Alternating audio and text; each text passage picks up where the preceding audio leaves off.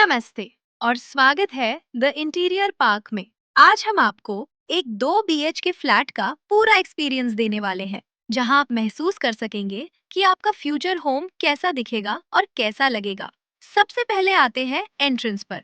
यहाँ का warm decor और नीट फिनिशिंग आपके घर को एक स्टाइलिश वेलकम देती है।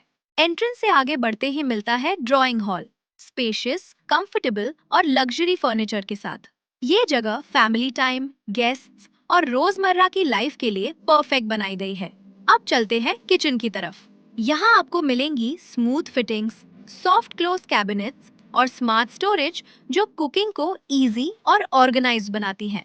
फंक्शनल, क्लीन और मॉडर्न। आगे बढ़ते ही आता है मास्टर बेडरूम। काम लाइटिंग, सिंपल इंटीरियर्स और वार्म टोन्स के साथ ये कमरा आपके आराम और रिलैक्सेशन के लिए एकदम परफेक्ट है।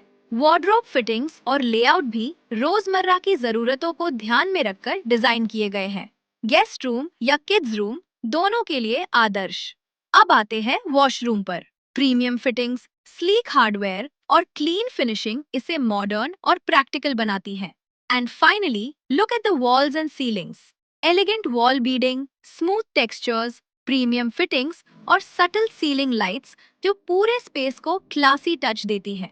यहाँ हर कोना, हर डिटेल आपको एक असली घर जैसा अनुभव कराती है।